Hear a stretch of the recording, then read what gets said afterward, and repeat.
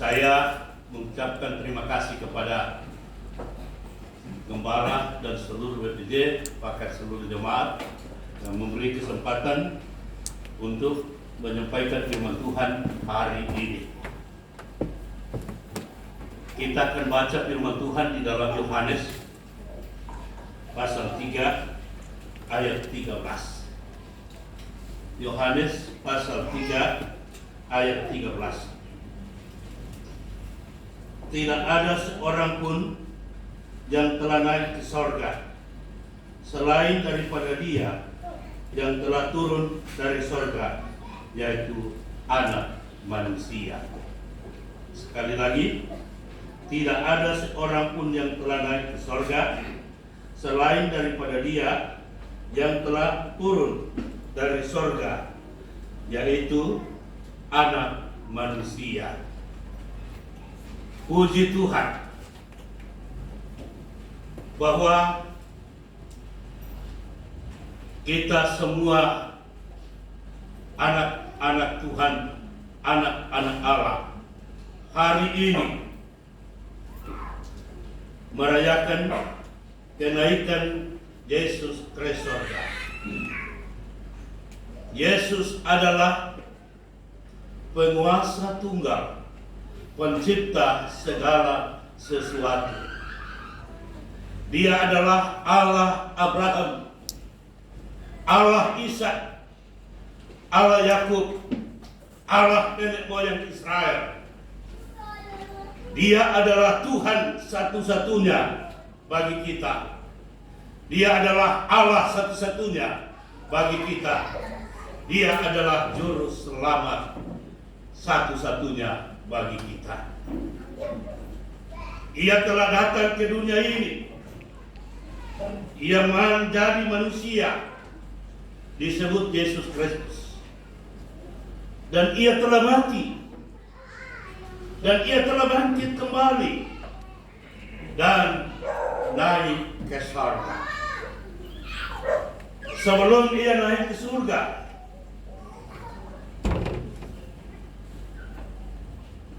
Ia berpesan kepada murid-muridnya, kepada anak-anak Allah, kepada semua pengikutnya, bahwa aku akan pergi ke sana, menyediakan tempat bagimu. Apabila tempat itu telah tersedia, aku akan kembali membawa kamu ke sana. Puji Tuhan, Bapak, Ibu, dan saudara-saudara. Dengan kedatangan Allah satu-satunya, Tuhan satu-satunya, Juru Selamat satu-satunya ke dunia ini, kita tahu bahwa Allah menyediakan 3 tempat yang harus didiami oleh manusia. Itu kebenaran yang harus kita ketahui. Tempat yang pertama namanya tempat hidup manusia sementara. Dalam Kejadian pasal 1 ayat 1. Pada mulanya Allah menjadikan langit dan bumi. Artinya, tempat yang pertama yang diciptakan oleh Allah untuk ditempati tinggal manusia namanya bumi. Tempat itu kita ada di dalamnya sekarang. Tempat ini namanya bumi atau dunia. Tapi tempat ini menurut Alkitab adalah tempat sementara. Tidak selamanya kita akan ada di dalamnya. Tempat hidup sementara artinya terbatas waktunya.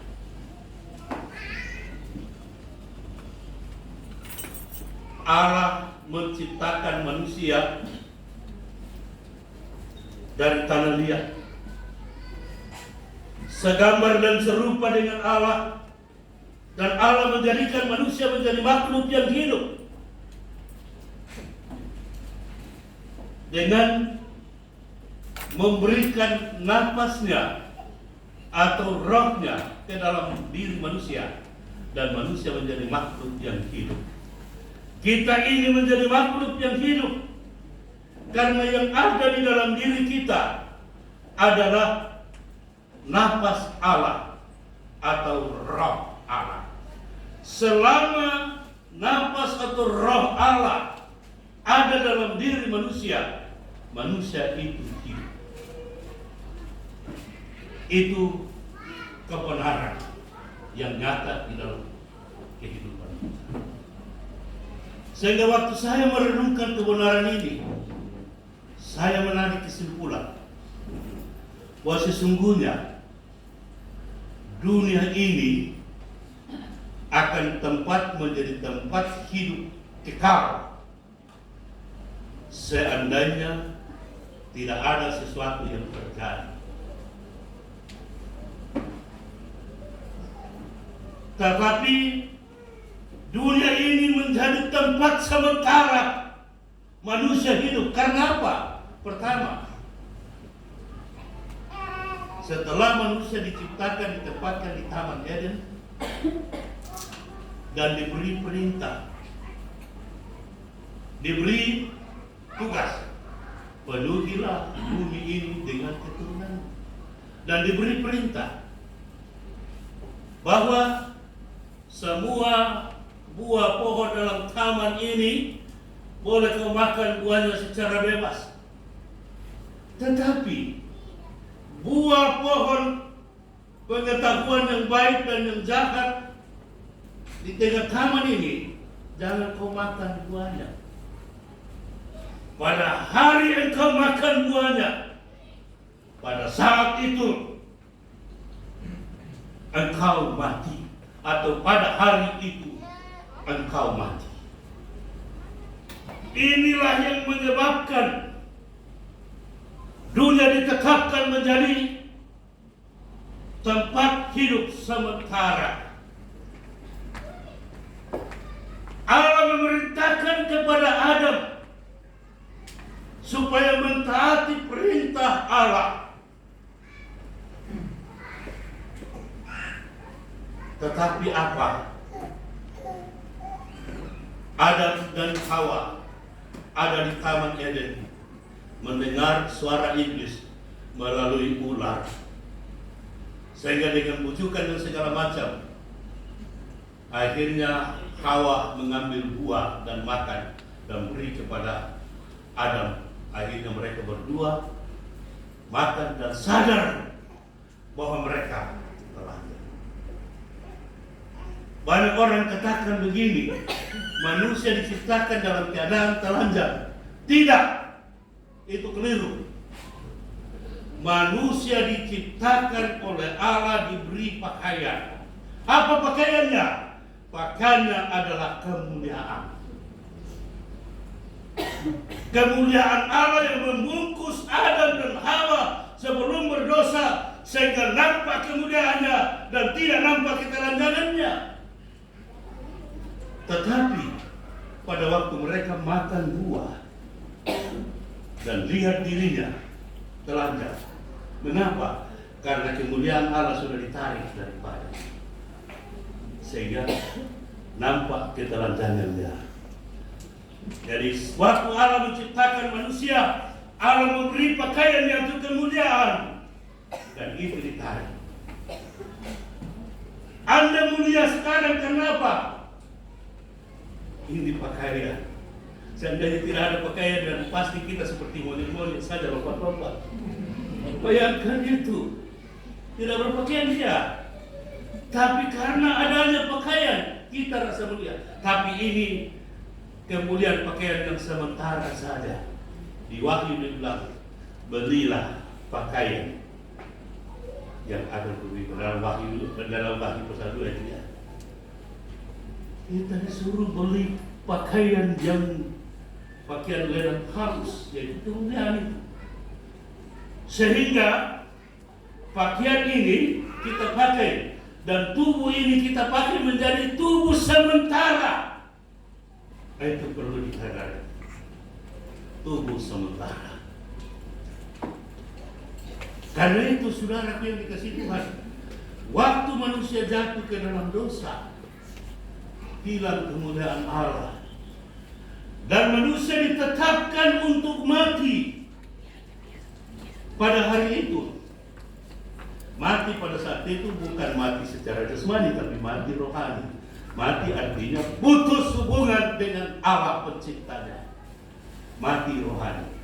Tapi masih hidup secara jasmani. Itu yang kita lihat.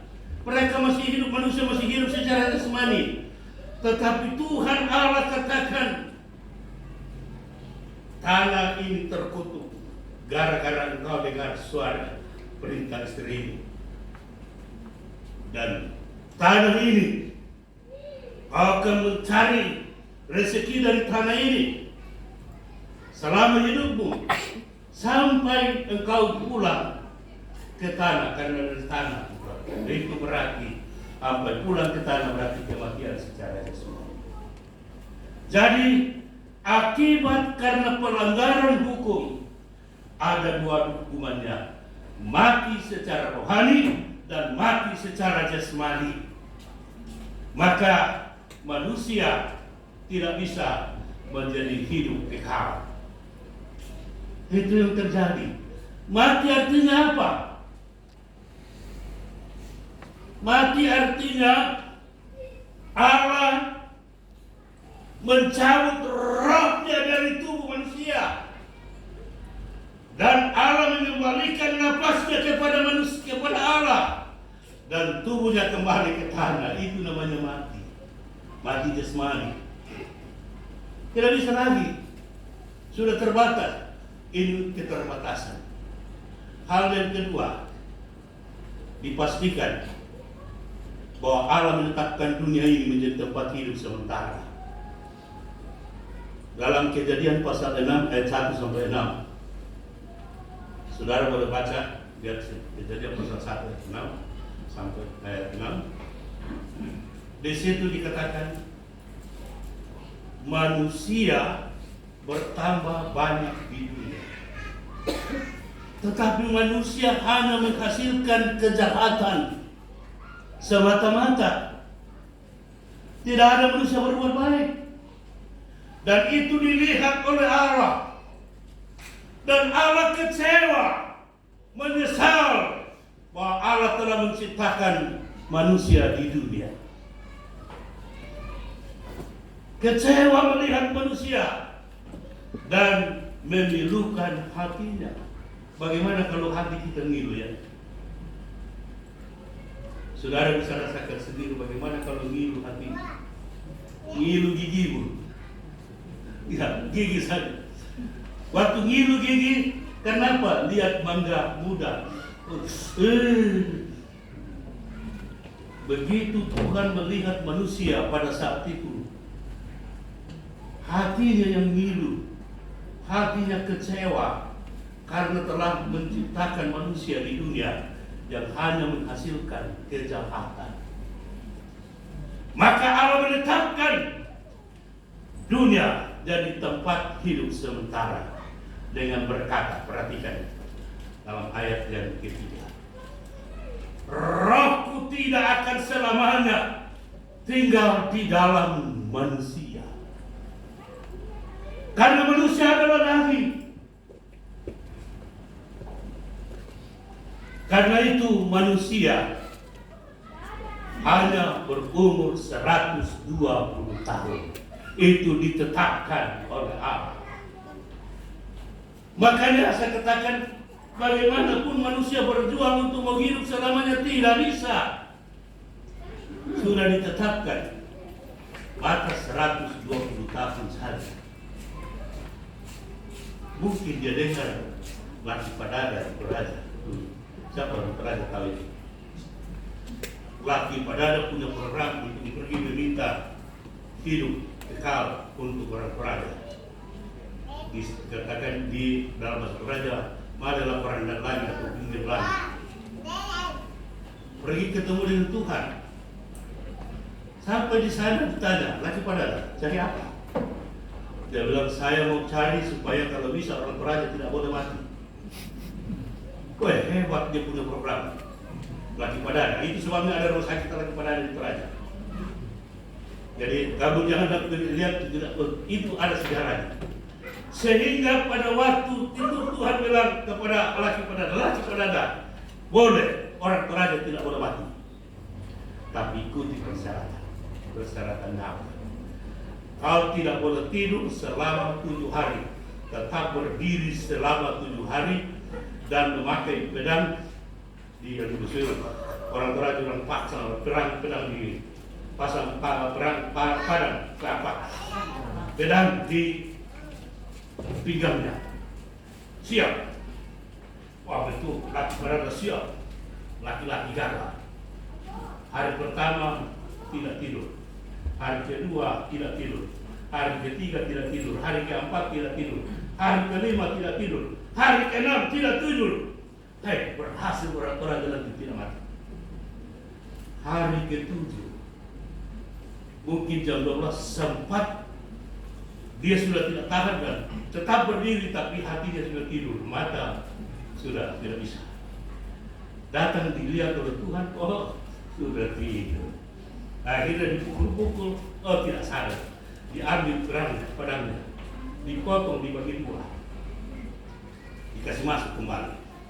Selesai hari ke-7, Tuhan bilang, laki Padada, kau tidak tidur selama ini. Laki Padada berteriak, tidak, saya tidak tidur. Akhirnya Tuhan bilang, buktikan bahwa kau tidak tidur. Coba cabut pedangnya dia. Cabut pedangnya begini. Pedangnya tinggal sepotong. Di mana sepotong? Ya. Karena waktu kau tidur, orang lain ambil pedangmu dan potong dan kasih masuk. Berarti kau tidur. Maka gagallah orang Toraja untuk tetap hidup kekal. Itu dia. Bagaimana mau melawan janji Tuhan, kebetulan Tuhan. Tuhan sudah tetapkan manusia hanya hidup 120 tahun saja. Sesudah itu roh di dalamnya dicabut, sesudah itu napasnya dikembalikan kepada Allah dan tubuhnya kembali ke tanah. Itu berarti Allah menetapkan dunia ini tempat hidup hanya sementara saja. Ada orang yang 100 tahun di jemaat ini? Belum ada. Tapi ada orang yang sudah melebihi dari rencana Allah. Allah katakan dalam Mazmur 70 tahun, boleh 80 tahun, lebih daripada itu boleh. Tapi belum ada orang 120 tahun. Tetapi itu perkataan Tuhan. Itu berarti menandakan bahwa hidup kita ini sementara, tubuh kita ini tubuh sementara, pakaian kita ini pakaian sementara, semua adalah sementara. Karena itu saudara sudah dikasih dalam Yesus Kristus. Dari hal ini saya mau pesan kepada jemaat Tuhan. Perhatikan penyebab dunia ditetapkan menjadi hidup sementara. Itu akibat karena pelanggaran hukum. Kedua, akibat karena kejahatan. Kita semua ini anak-anak Allah. Perhatikan, jangan suka melanggar perintah Allah. Kedua, jangan suka melakukan kejahatan. Roh Allah yang ada dalam tubuhmu itu akan keluar.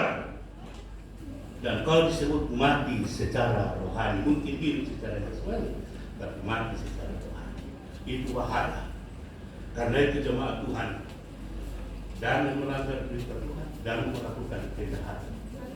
Yang kedua, tempat yang kedua yang disediakan oleh Allah namanya neraka. Tempat itu adalah tempat hidup kekal, namanya neraka. Neraka ini disediakan oleh Allah akibat karena manusia sudah terbatas umurnya akibat karena pelanggaran, akibat karena kejahatan. Orang yang tetap hidup dalam pelanggaran dan hidup di dalam kejahatan, akhir hidupnya nanti berakhir di neraka. Karena itu disediakan. Yang sesungguhnya menurut Matius pasal 25 ayat 40, satu, neraka disiapkan oleh Tuhan untuk siapa? Untuk Lucifer atau iblis atau roh jahat atau setan dan semua pengikutnya atau semua malaikat-malaikatnya. Yang dimaksud malaikat-malaikat iblis adalah pengajar sesat, antikristus, nabi palsu, dukun-dukun. Itu tergolong. Dan berarti semua akan masuk ke tempat itu sebagai bukti pemberontakannya. Dan semua orang yang terkutuk. Siapa dia? Orang yang terkutuk. Lihat dalam Wahyu 21 ayat 18, ayat 8. Di situ disebut semua orang yang terkutuk. Orang yang tidak akan masuk surga.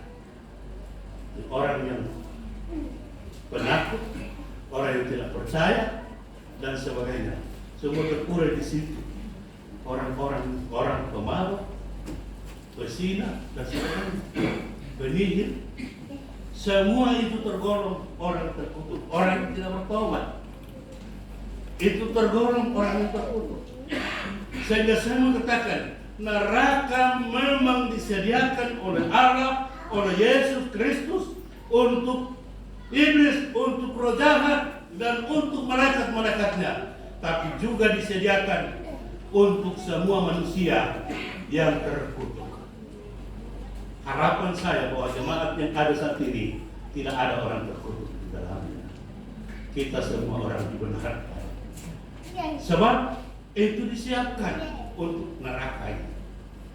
Apa di neraka? Neraka itu tempat hidup kekal. Itu satu hal. Bukan hidup sementara. Tempat hidup kekal. Tetapi penuh dengan penderitaan, ratapan, tangisan, kesusahan, tidak ada kebaikan. Mengapa? Karena di situ api menyala siang dan malam. Mau masuk neraka? Itu pilihan Anda. Tapi Tuhan Yesus tidak mau. Karena itu disampaikan supaya kita bertobat, supaya jangan biasakan mempersiapkan diri untuk masuk neraka. Banyak orang kira main-main itu neraka. Saya selalu cerita kepada bapak-bapak dan kepada orang semua bahwa dulu saya pernah mengalami yang mati suri dan saya dibawa ke neraka. Saya lihat semua orang yang di neraka berteriak luar biasa, panas, haus, sakit. Dan kebanyakan orang yang saya lihat ada keluargaku di dalam. Saya belum lihat orang-orang di Taman Andrea karena itu saya tidak kenal. Tapi yang hanya saya kenal orang Kantaran yang ada.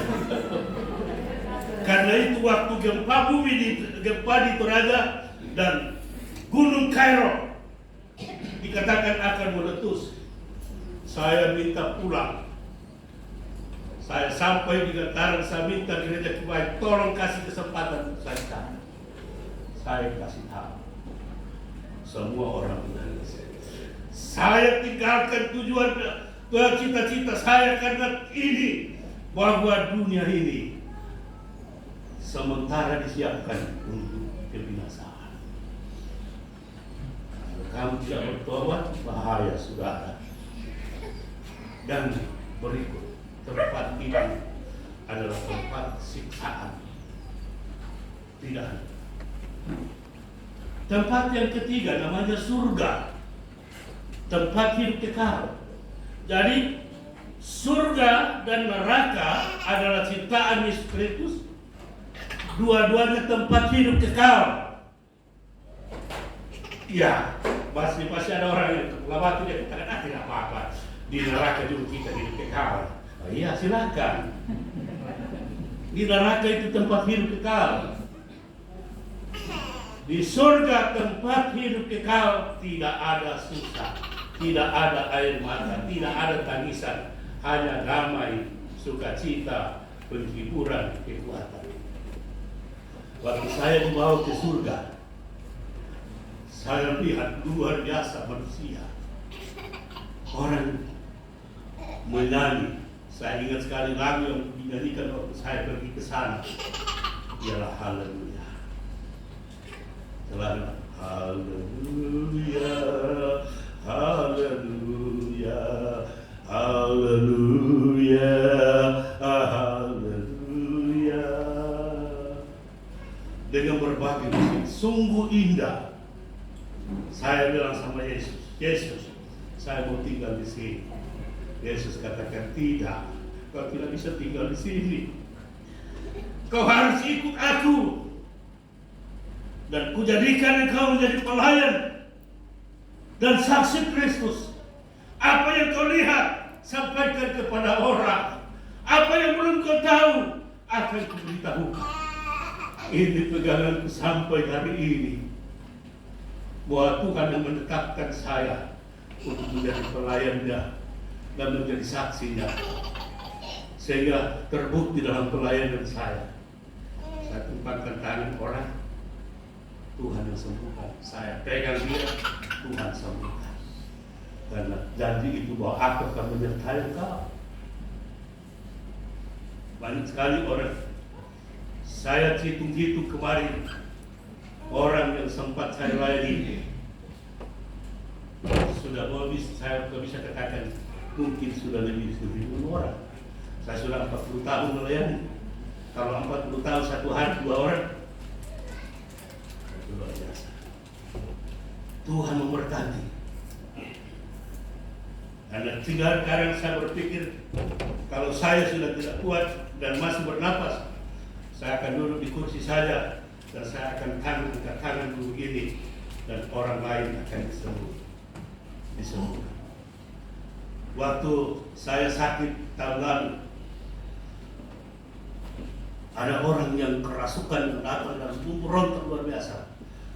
Doakan ibu mengamuk dan saya tidak kuat.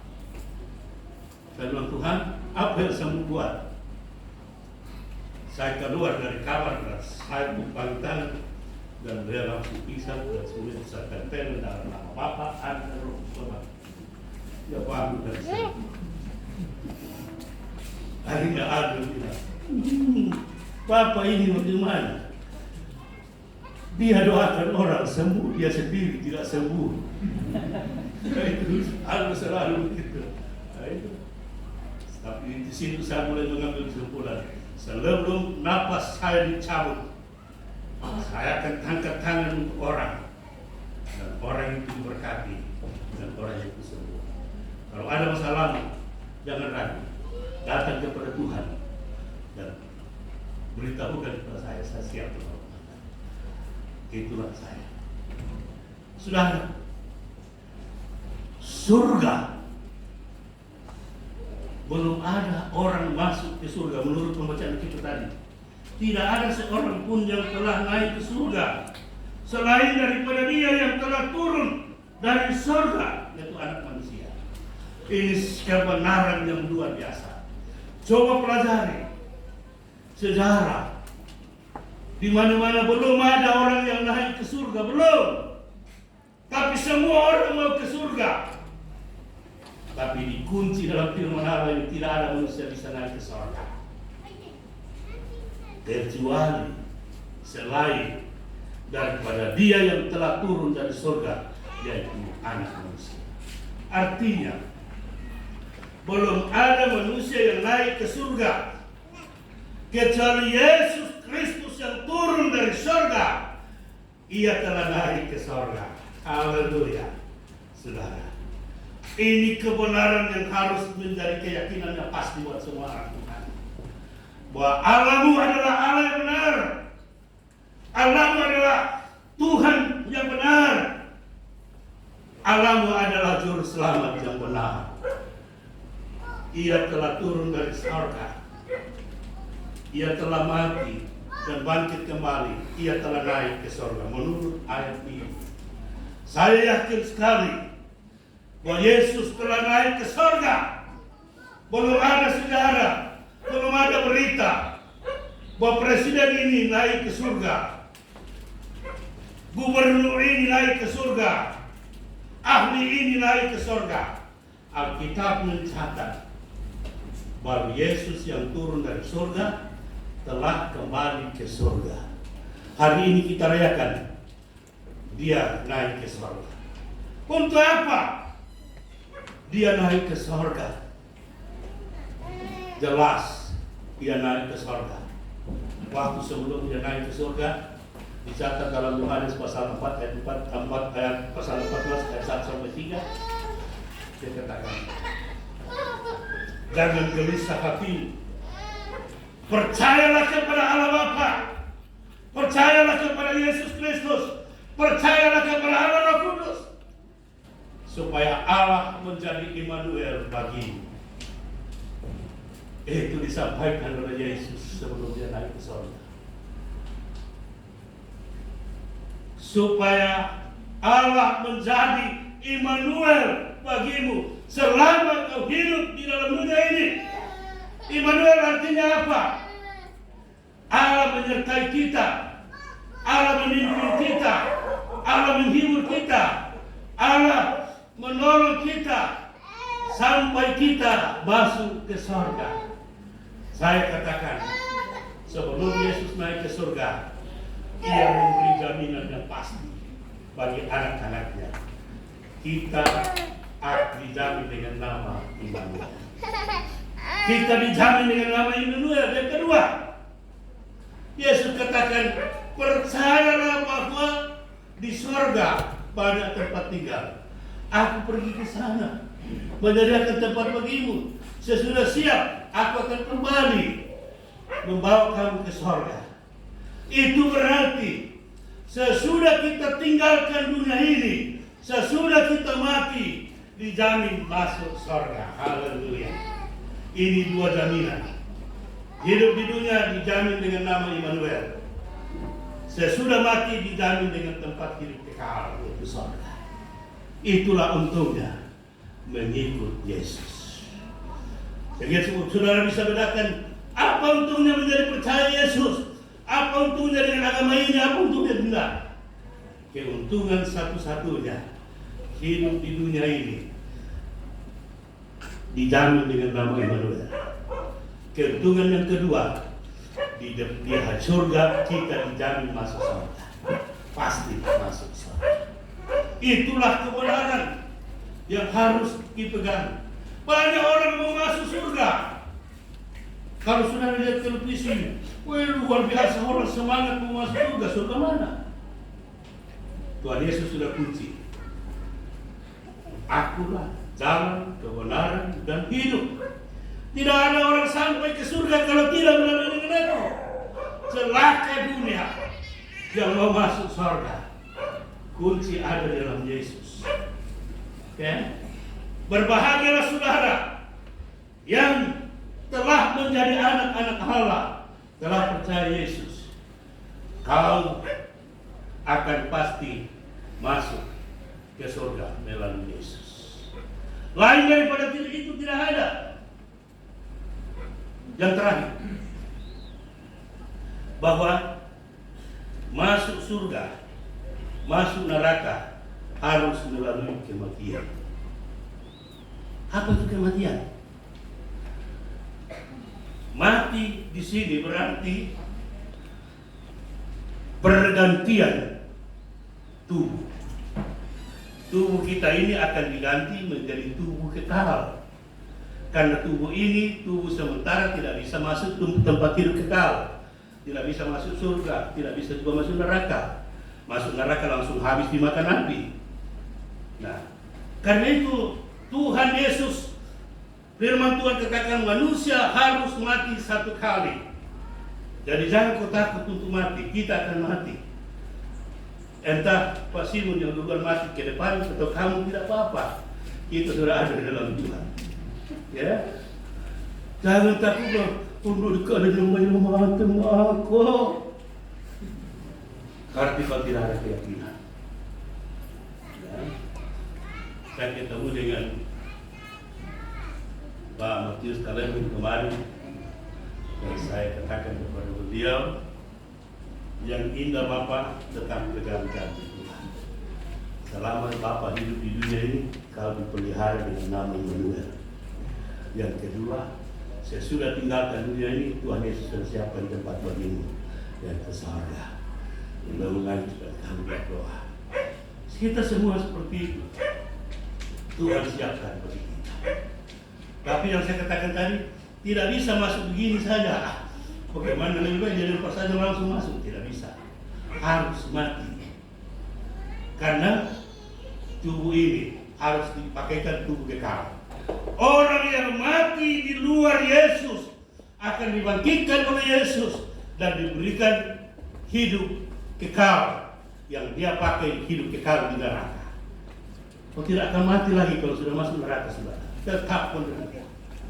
Orang yang mati dalam Yesus Kristus akan dibangkitkan oleh Yesus dan diberikan hidup yang kekal untuk tempat dia pakai hidup kekal di dalam surga. Senang, puji Tuhan. Harapan saya buat seluruh jemaat yang ada pada saat ini, kita berjuang untuk hidup mati dalam Yesus. Setia sampai mati. Sesudah tiba waktunya kita dibangkitkan, Yesus bangkitkan dan memberikan kita tubuh kekal, tubuh kebangkitan, tubuh kemuliaan, dan kita diangkat ke awan-awan masuk surga bersama dengan kita. Itulah kebenaran untuk kita. Mari kita berdoa. Bapa, firman-Mu telah kami sampaikan, kiranya Roh Kudus menerapkan dan menuntun kami sehingga kami tetap setia kepada Allah sampai Tuhan Yesus datang memanggil kami. Dalam nama Yesus kami berdoa.